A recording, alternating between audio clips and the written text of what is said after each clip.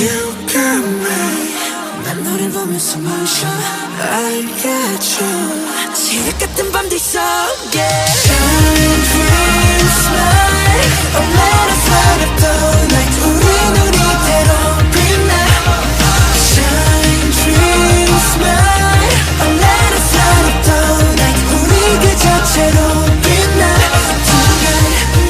Hi K-pop fans, waa in salaamnay. Maanta videogeena wuxuu ku saabsan yahay waxaan doonaynaa inaan ka hadalno arrimo yar oo K-pop ka dhacay isbuucii la soo dhaafay, yacni akhbaaraad yar. Arrinta koowaad oo ka bilaabeyna waxay tahay EXO Baekhyun inuu soo saaray hees cusub iyo comeback cusub MV cusub. YouTube-kan waxay taalaa 2 maalmood, yacni waxaan rajeyn doonaa inaan stream sameyn doontaan. Inta ayna EXO kasii gudbin waxaynu wada ognahay anaga dhanba Junior inuu maalmo ka hor uu galay militariga. Yacni ani ahaan ma rumaysan karo inuu Junior 2 sano uu naga maqnaan doono, laakiin waxaan rajeynaynaa inuu soo dhaqsiyaa doono uu soo noqon doono. Arrinta labaadna waxay tahay Lisa maalin horeed waxay ahayd dhalashadeeda maalin farxad badan leh, laakiinse farxadda maysa sii dhammaystirmin waayo waxay tahay Lisa awowgeed ayaa dhintay isla maalintii oo dhalashadeeda ahayd. Sidoo kaleeto waxaa jirto arrin kaleeto oo farxad leh oo dhanka Lisa oo ah inay Lisa soo wado hees cusub, waxayna ka dalbatay dhammaan Blinkiska inay sugaan oo dhammaanteenba way sugeynaa sidaa haddeertaan u sugnay Rose. Insha Allah waxaan rajeyn doonaa inay Lisana sida ugu dhaqsiyaa badan iyadana ay noqon doonto.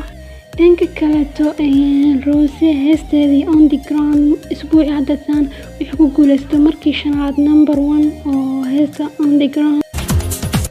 로즈의 언더그라운드 축하드립니다. 후! 네, 소감 한 말씀 부탁드릴게요. 네, 너무 감사합니다. 이렇게 제 첫 솔로 데뷔인데 이렇게 과분한 사랑 주셔서 정말 너무 감사드리고요. 앞으로 더 멋진 모습 보여드릴 수 있도록 많이 노력하는 로제 되겠습니다. 블링크 너무너무 고맙고 사랑합니다. sidoo kaleeto iyadana waxay sheegtay inuu heesteedii Gone MV lahaan doonto MV-geedana soo baxay 5 Abriil, yacni 4 maalmood keliya ka dhiman xilliga waqtigan iyo haddeertaan video duubayo. So Blink's get ready, waxaan naga baahanyahay inaan stream sameyno heesta. Arrinta kaleeto oo romantic aan ka hadlo waxay tahay shalay BTS Twitter-ka waxay soo dhigeen tweets cusub oo ah oo ka hadlaya calashan cunsuriyadda iyo midabta koorka lagu sameynayo dadka Aasiyaanka ah oo Aasiya kasoo jeedo, Korea ha ahaado, Japan ha ahaadaan, Chinese ha ahaadaan, yacni dadka Aasiya kasoo jeedo cunsuriyadda loola kacayo.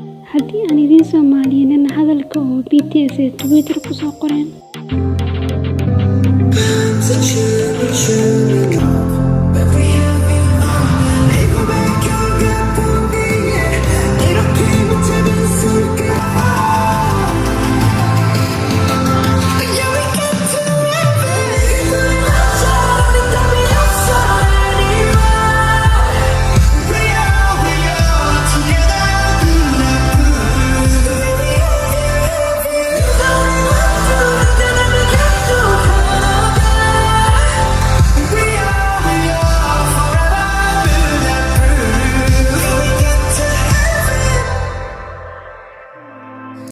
Inta uu videogeena ku eegay inta video mid ka lamid ah ku kulmi doona sidaas nabadgelyo. Bye bye.